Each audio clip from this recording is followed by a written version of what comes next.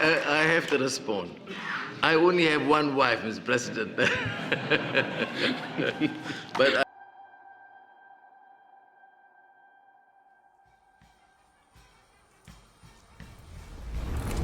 Perdana Menteri Malaysia Anwar Ibrahim kehabisan kata-kata saat dikerjain oleh Presiden Rusia Vladimir Putin. Anwar sampai harus mengklarifikasi dan menyatakan bahwa saya harus menjawab, saya hanya punya satu istri. Tuan Presiden, candaan kedua pemimpin ini terjadi saat jumpa pers di Istana Kremlin pada kunjungan Perdana Menteri Malaysia ke Rusia pada Rabu tanggal 14 Mei tahun 2025. Anwar menyatakan dirinya gagal menghadapi ujian Putin karena Putin menguji dirinya dengan sedikit tipuan. Putin menanyakan kepada Anwar jika di depan ada 3 kursi, Anda lihat yang mana yang di sebelah kanan? Lalu, Anwar mengatakan tentu saja istri di sebelah kiri dan istri kedua ada di sebelah kanan. Ternyata yang seharusnya di sebelah kiri adalah sang ibu, karena tahta kedua adalah untuk sang ibu, kata Vladimir Putin yang disambut gelak tawa para menteri Putin. Berikut pernyataan lengkap kedua pemimpin. Спасибо большое, уважаемый господин премьер-министр. Хочу вас поблагодарить за этот визит. Он был очень продуктивным. Для вас еще не закончилась работа, хотя сегодня с самого раннего утра вы на ногах и в правительстве встречались, и здесь большой объем был взаимной информации и обмен мнениями. У нас действительно сложились очень добрые, доверительные, дружеские отношения. И вот господин премьер-министр сказал, что он интересуется и историей, и культурой России. И это мы очень тоже ценим. Сейчас только вот в зале, в Андреевском зале, я рассказывал премьер-министру о том, что такое Андреевский зал. Там стоит 3 трона. И я спросил господина премьер-министра: господин премьер-министр, вот 3 трона стоит. Один для царя, второй для его жены, для царицы. А 3-й трон, как вы думаете, для кого? Господин премьер-министр, практически не задумываясь, ответил: для 2-й жены. Господин премьер-министр не будет на меня сердиться, что я такие вещи. Well, I think that Prime Minister is not going to be cross with me for telling all these things. Well, this is the answer of the true Muslim, the representative of the Islamic culture. Well, I have to say that our traditional values may be somewhat different, but the exchange of information is always useful for both sides. Thank you very much.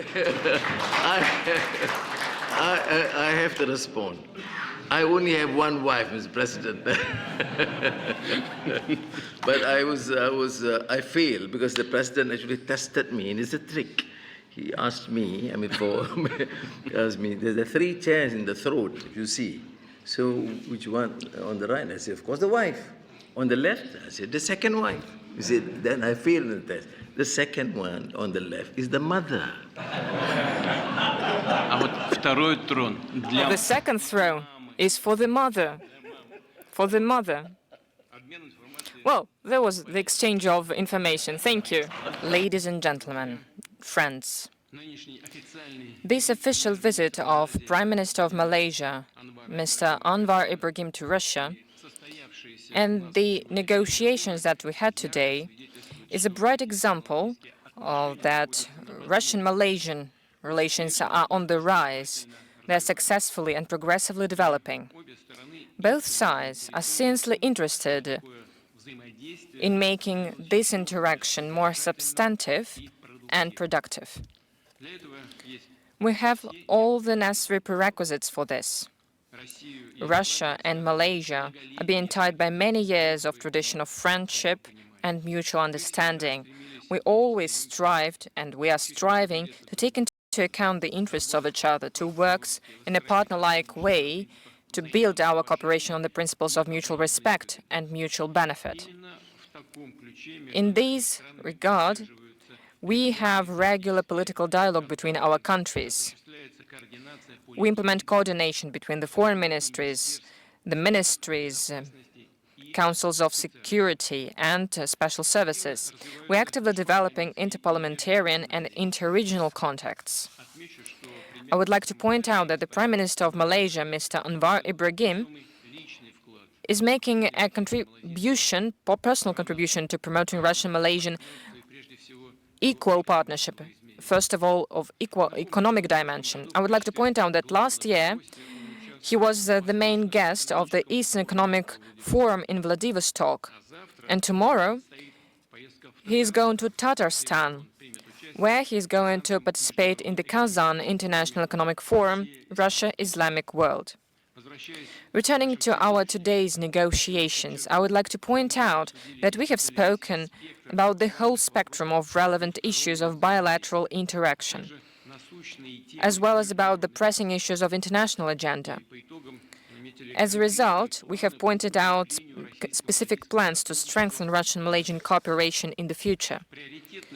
We have paid priority attention to the further development of trade and investment interaction. As the results of 2024 regarding the trade turnover between Russia and Malaysia show that it is higher than $3.2 billion. International Intergovernmental Economic Commission is working actively. It was agreed that its another mission is going to be held in Malaysia in autumn. The key sphere of bilateral cooperation is energy. Malaysian oil and gas concern, Petronas, has an equity capital in Rosneft, and it has partnership ties with this company and is developing ties with this company as well as with Gazprom. Our country supplies a considerable volume of oil products and coal to Malaysian market, and we see prospects for implementing joint projects in gas sphere and in nuclear peaceful use of atomic energy. In Malaysia, with the help of Russia, we have constructed a plant to produce synthetic rubbers. In the context of long-term contracts, we have established import from Russia of potassium and nitrogen fertilizers for Malaysian agriculture.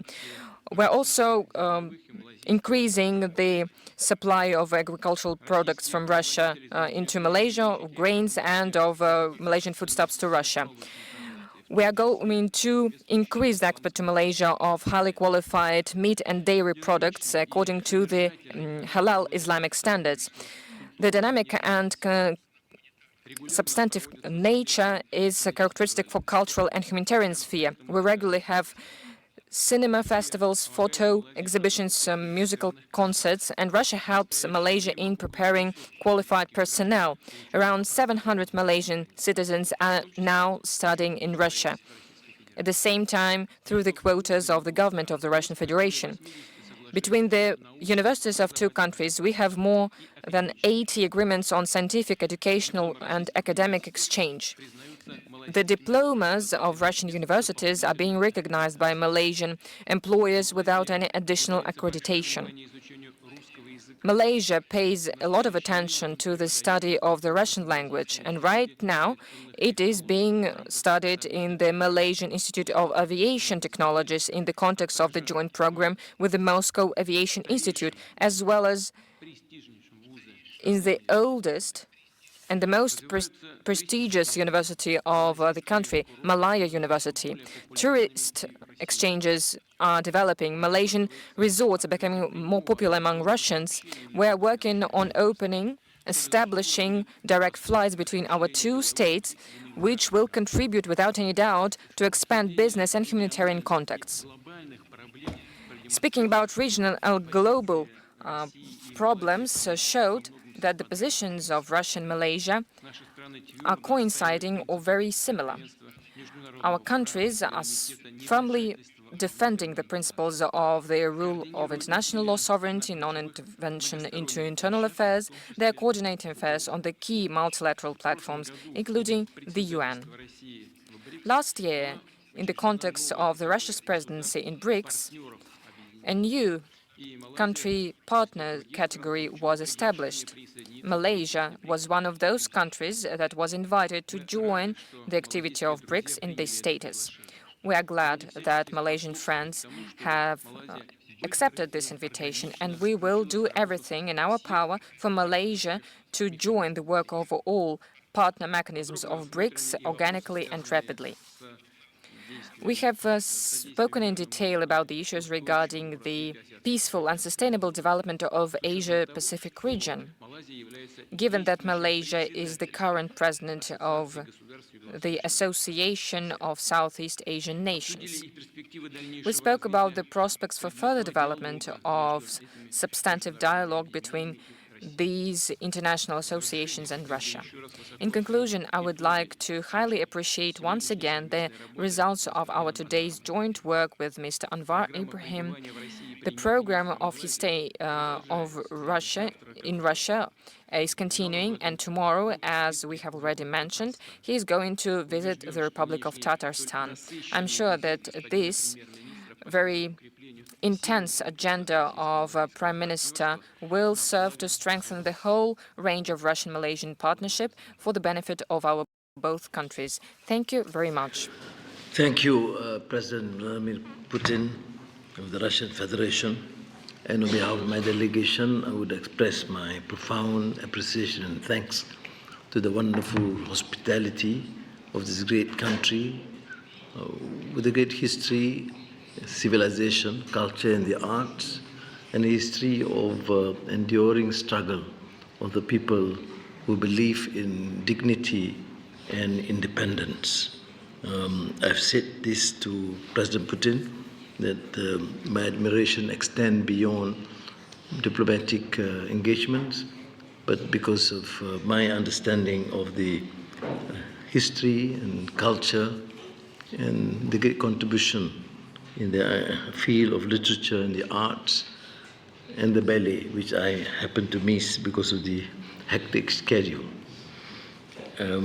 We have had extensive discussions from the morning, and then later moved with the Prime Minister, and finally, of course, with the President and his team, and covering a wide spectrum of issues from education to agriculture and food security, to agri-commodities, science technology, cybersecurity, energy defense, among others.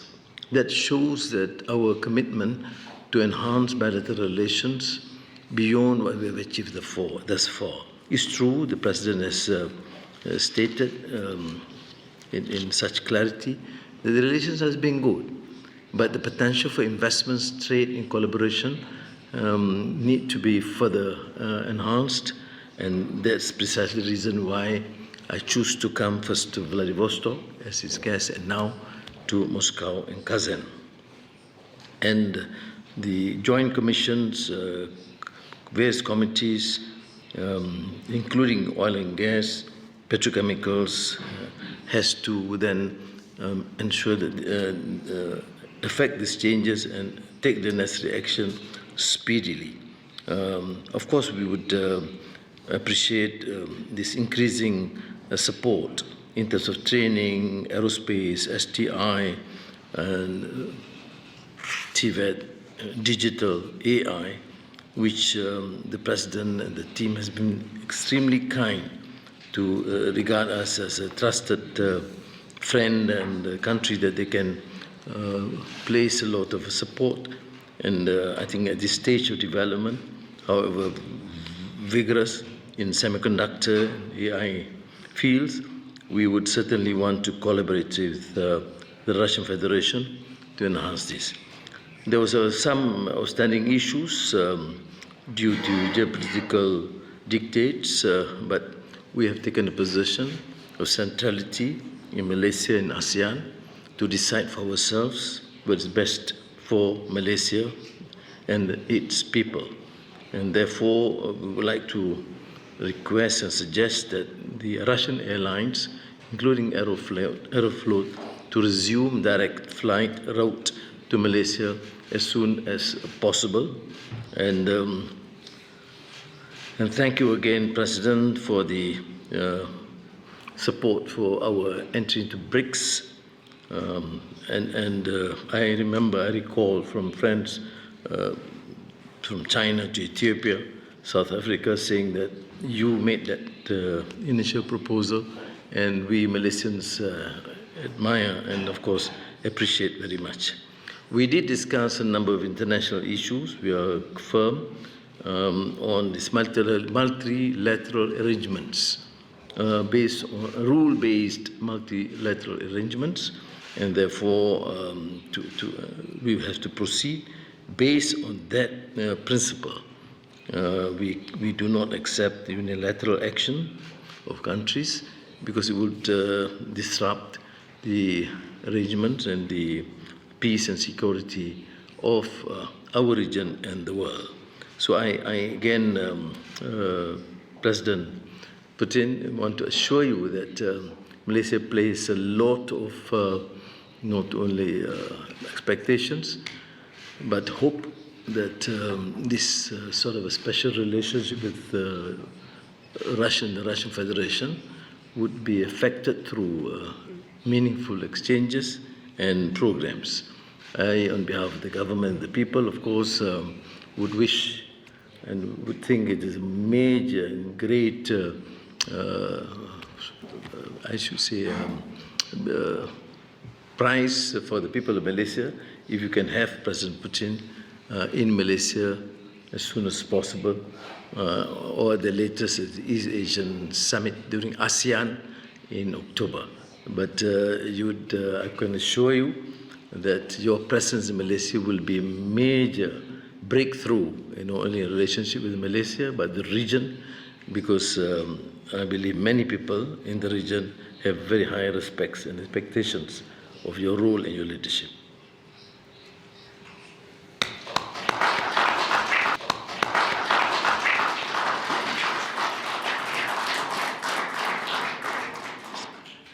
Спасибо большое, уважаемый господин премьер-министр. Хочу вас поблагодарить за этот визит. Он был очень продуктивным. Для вас еще не закончилась работа, хотя сегодня с самого раннего утра вы на ногах и в правительстве встречались, и здесь большой объем был взаимной информации и обмен мнениями. У нас действительно сложились очень добрые, доверительные, дружеские отношения. И вот господин премьер-министр сказал, что он интересуется и историей, и культурой России. И это мы очень тоже ценим. Сейчас только вот в зале, в Андреевском зале, я рассказывал премьер-министру о том, что такое Андреевский зал. Там стоит 3 трона. И я спросил господина премьер-министра: господин премьер-министр, вот 3 трона стоит. Один для царя, второй для его жены, для царицы. А 3-й трон, как вы думаете, для кого? Господин премьер-министр, практически не задумываясь, ответил: для 2-й жены.